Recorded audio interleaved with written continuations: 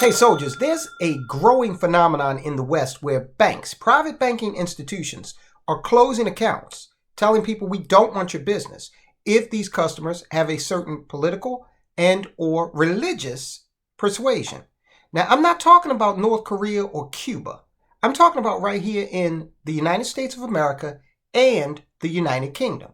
So we're going to delve deeply into this because this is another example of where we're going. There are social credit scores that exist in America today. It's not something that is coming. It is here in a form of fashion today. And it's not going to be introduced like they have it in China, although it may end up being more stringent than what you see in China. It's going to be instituted a lot more surreptitiously. And we're seeing that in banking customers of very large, very popular institutions being denied service because they do not have a religious and or political thought process that coincides with the C-suite at these big banks. Listen, subscribe. Hit the subscribe button. We're growing like a weed, all right? And I thank you guys for it. You enlist and become a soldier of finance by hitting subscribe. Let me know that you did that. Write me a comment. I will salute you. Now, I need you to hit the thumbs up. This is just so magical. When you hit that thumbs up, it helps these videos get seen by more people, and you are instrumental in helping this channel grow. I thank you. Lastly, guys, I want you to notice that we do have a join button on the page now. We do have a membership aspect to the Soldiers of Finance platform. Think of it as the Netflix of financial education. There's so much value that we're building into that. So go ahead. There's a link in the description. Take a look and let's get right into it. Now, like I said, this is going on in the UK, all right, and in America. Now, it's going on other places as well, but I'll point out these two places simply because these are the big boys in terms of, you know, when everybody looks to the West, they're looking at, I would suppose Canada's a bit player, but the United States and the United Kingdom, oh, we're supposed to be the paragons of virtue where republicanism is concerned, right? And standing up for rights and all of that stuff. Well, not so much. Now, first, let's hear from Calvin Robinson. He is a deacon in the Free Church of England. Free Church of England is an offshoot of the Church of England, which is an offshoot of the Catholic Church. But in any event, Calvin Robinson is commenting on incidents that have occurred in the UK with regards to banks refusing to do business with people of certain political persuasions. Last year, my colleague and dear friend Lawrence Fox gave us a warning. Quote, "It will be your bank account soon. I can promise you that. With no reason given, that's it. There are extremely dark forces at play in this mirage of a democracy that we thought we lived in. Wake up." These stark words came directly following a letter to Lawrence telling him that his bank was closing the Reclaim Party bank account down at the end of the month. And since then, Lawrence has found it next to impossible to open a bank account for his party. Nobody wants their money. This week, another couple of friends have gone to Twitter to inform their followers that their bank account has been closed. Konstantin Kissin tweeted a letter from his bank saying that the Trigonometry bank account was being closed down with no explanation. Trigonometry is an incredibly popular podcast. But what do Trigonometry and the Reclaim Party have in common? They both support free speech. These banks are no doubt the victims of a few harshly worded letters from virtue-signalling opponents of free speech. I suspect the social justice warriors have taken issue with something someone has said on the Trigonometry podcast and something that Lawrence Fox has said at some point and complained to their banks. As we know from other cancellations, it only takes one complaint for these companies to capitulate. So afraid are they of the woke mob. Every company must have a rainbow flag in its logo. No company can be seen to be engaging in any conversation which goes against the approved narrative. That could be anything from BLM to the trans debate. Conversation and debate are not allowed, and everyone is afraid of being guilty by association, people and corporate entities alike. Bear in mind these banks will provide services for governments selling arms to Saudi Arabia, companies engaged in slave labour in China and child labour in Africa, But God forbid they do business with someone who hosted a conversation in which someone suggested that a woman is an adult human female. What a world we live in. This is very dangerous. Banks pretending to have principles, pretending to be about anything other than raising revenues for their shareholders. Let this be a warning to all of us. We cannot trust big banks any more than any other big business or big government. It's also worth considering how much more powerful they will become once central bank digital currencies are in place, when the bank and or the government will be able to not only trace every penny you spend, but they will be able to dictate how much money you can spend, where you can spend it, and what you can spend it on. So we must push back. As far as I see it, the only way to take back control is to use decentralized currencies. And in the meantime, remember, cash is king. Okay, so he is right. You can't trust the banks. I mean, I think we all should be aware of that now, but it's not that you have to trust them in order to set up an account and, do this transactional business. Now, he's suggesting he likes decentralized finance. He's referring, of course, to crypto. I'm not sure that I agree with him on. Now, if he's talking about cash is king from the standpoint of privacy, he's absolutely right. Okay, in that way. But he's in the UK, and the UK is moving full speed ahead with regard to the establishment of a CBDC. So cash will not be king for long in the UK. All right. So he's relying on DeFi. Fine. There have to be alternatives. All right. The United States government is working very hard to shut down crypto here in America and elsewhere. Okay. Don't forget, the Bank of International Settlements said that by 2025, all of its members would have a CBDC. America and the UK are both, they're members of the Bank of International Settlements, signatories of that construct. So that's where we're going. And they are telegraphing what they want to do with that type of technology. Justin Trudeau, the bastard love child of Fidel Castro, up there in Canada, he got his hand slapped by the powers that be when he moved against the truckers' protest and started to seize the bank accounts of truckers and people who donated to them. That happened, and it was a little too early. He telegraphed a little too early where these nations want to go. Okay, so they want to control your ability to speak and think freely, right? This is like a weird USSR on steroids, okay, that we are constructing here in the West now. We even got our own Stasi with the FBI. All right, so you might say, okay, Tyrone, but that's UK. Yeah, it is. But we have our own set of issues right here in the United States. 19 Republican states accuse none other than the largest bank in the country, J.P. Morgan, of closing bank accounts and discriminating against customers due to their religious and political beliefs. Yes, this is right here.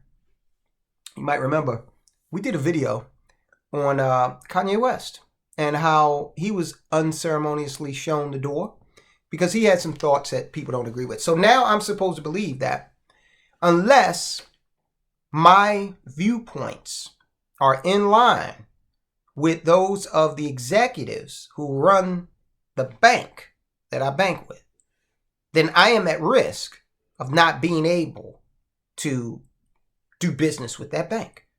That is what they're setting up, a financial scarlet letter. Now, do we need banks? Actually, it is very easy to pay bills using banks. They've done a good job of making sure that they're really the only financial institutions where you can kind of write checks from and do that sort of thing to pay people, pay bills, by and large, if you're running a company. Now, sure, you got PayPal and things like that, but they're no better. I mean, they are run by leftists who've made it clear that if you have certain political persuasion or of a certain political persuasion, they don't want your money either. Okay? So, what do? Well, we're going to get to that in a minute. Republican attorneys general from 19 states have accused JP Morgan Chase of closing accounts and discriminating against customers due to their political or religious beliefs, a report says. In a letter sent to JP Morgan's CEO, Jamie Dimon, and reviewed by the Wall Street Journal, Republicans representing 19 states said the bank had canceled major organizations' checking accounts and had asked screening questions focused on religion and politics before reinstating those accounts. Think about that. So they canceled the accounts, and then you had to come in if you wanted them to consider restarting it. And you had to sit before an inquisitor, right? And if you say something that the inquisitors deemed that made you unworthy, then you wouldn't be able to bank with them. The attorneys general said JP Morgan abruptly closed the checking account of the National Committee for Religious Freedom, a nonprofit, before a letter informing it about the decision had been delivered. I don't know anything about them, but I can imagine someone at JP Morgan, this is what you do today. If you are of a leftist bent and you think you're proving a point, all you got to say is, oh, well, they're racist. And now I'm supposed to just say, oh, I agree with you. They are racist. Cancel their account. No, I don't believe that. Okay. I believe that there's a law enforcement apparatus in this country. Sure, it's biased, but the bank ain't it. So if someone is committing a crime, financial crime, okay, sure, that's a different story. But if they have views different than mine, no matter how abhorrent, all right, I do not agree with them being canceled. Okay, if they're not doing anything illegal. There's a right to free speech in this country. I know there's one does not exist in the UK. Now, I know that amendment applies to the government, but the spirit of that should permeate the country as a whole. And when you're doing business in such a way that you're quasi-governmental and you've got a ton of government contracts, yeah, you should be obligated to respect the rights of American citizens. The complaint said that an employee at the bank eventually told the group that JP Morgan would restore NCRF's account if it provided, get this, a list of donors, a list of the political candidates it intended to support, and details of the criteria used to determine its support and endorsements.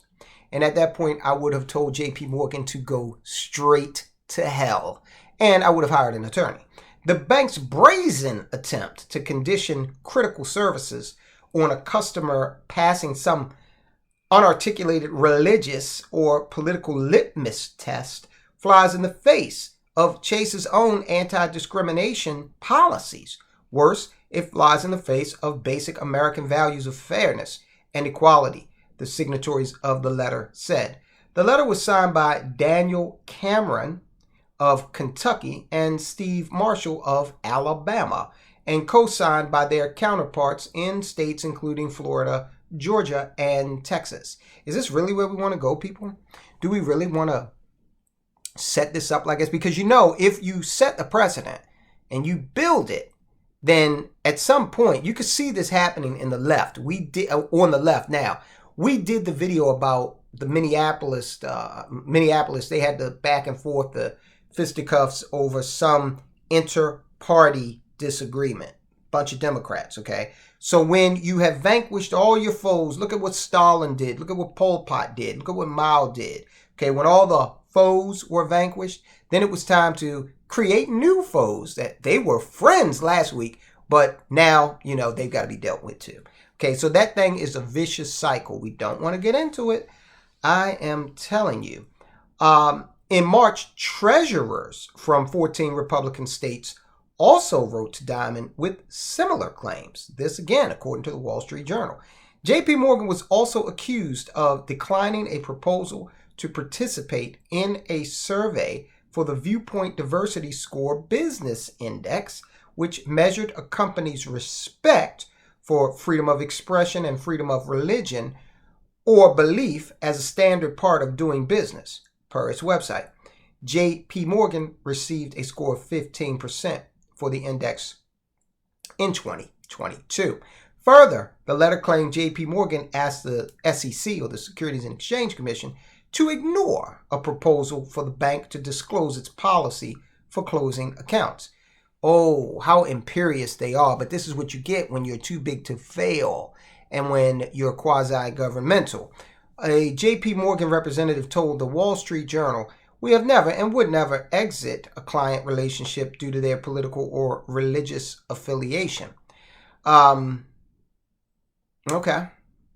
Well, that's contrary to what's being alleged here. Okay. A spokesman for JP Morgan said, "We do not close accounts due to religious or political affiliations," and did not in these cases. So then why'd you do it? Why are you asking them? Why are you asking them questions that include what candidates you're going to support? Okay. If you don't have a political test, why would you feel the need to ask that? Who cares what candidates they support, right? All right. But again, this is the same organization that unbanked Kanye West. I know a lot of people don't agree with Kanye West. It's fine. This doesn't have anything to do with whether or not you agree with what he has said, right? This has to do with what kind of world are we building here? Are we going to create a class of people that are ostracized in every way, especially economically, based solely on the fact that the children, because a lot of these people are straight up children, on the other side of the argument can't tolerate any viewpoints or opinions that oppose their own? That's something that I think my nieces broke out of when they were like 3. All right. But you see it here in America and obviously in the UK as well. We got a lot of soldiers out there in the UK. I want everybody to tell me what you think about this. Drop a comment and let me understand. Do you think that this is right and proper? Now, how to avoid it? Okay. I want you to be able to avoid this. So look, credit unions, okay? Credit unions are member owned. And so that's one way to consolidate down into like more of a community based operation and also have a higher degree of accountability, all right, that's accessible to you. In many ways, you can be your own bank. Now, what do we bank? What do we get in this relationship with a bank for? To hold on to our money, okay? Insurance companies can do that. Brokerages can do that, all right? And you typically are going to make out better with the insurance company option in terms of a return than you would with a bank account. That is just, obvious. It should be. And if it's not obvious to you, then hit us up at mcenow.com and tell us, hey, that's not obvious to me. I need to learn more. So you have other places to keep your money. Now, when it comes to, okay, so that's keeping your money. That's one aspect. When it comes to paying bills, things like that. Again, credit unions, smaller banks. Now, again, you got to do some legwork with these because the smaller banks, you got to ask them questions like, hey, have you seen deposit flight lately? Because you don't want to turn around and 2 weeks later, this bank does not exist anymore or has been gobbled up. Now you get a letter from JP Morgan saying, welcome, you're now a part of our family. And in a week or two, we're going to test your religious beliefs and see what you think about certain things, and that'll determine whether or not you can stay. All right, so smaller institutions, if you want to, pay your bills and that sort of thing, but don't keep a lot of money in the bank. I mean, it doesn't make sense. Have you just looked at the anemic interest rates that banks are paying these days? All right. And do that calculation that we talk about so often, the rule of 72. All you got to do is, divide whatever interest rate into 72. So 72 divided by 1%. You're not even getting 1% in a brick and mortar institution. But let's just use it. 72 divided by 1 is 72. So that result, guess what? That means it would take 72 years for your money to double in an account like that. Now cut it in half, okay, and make it 0.5% and see what that comes out to. So the bank's not doing you any favors, because if you put your money in that bank and you are lucky enough to get 1%, and then you go take out a credit card with that bank, now they're going to hit you up with 16%. Okay, so you're deep underwater. So what you need to do is think seriously about the size of the institution, how close you are to it. Community banks, okay? Community banks or Credit unions, again, okay, those are more accountable to you. These big banks, they don't even see you unless you have at least $2 million that is circulating in there. And the other thing is insurance policies, precious metals, things like that, so you can hold your money in a way that's going to perform better and keep you in a situation where you don't have to be beholden to some overlord sitting up in Manhattan, doing things that are going to, or thinking things that you're obligated to think if you want to keep the account with them. Absolutely ridiculous. All right. So they are watching your money. By they, I mean the FBI. Look at what this particular bank, another big bank here in the United States, violating the hell out of your privacy, your economic privacy. You won't believe what they did. You probably got caught up in this if you've got a bank account with this particular bank. You very well may have been caught up in this. Watch the video, find out more. Don't trust the banks. Guys, I'll talk to you soon.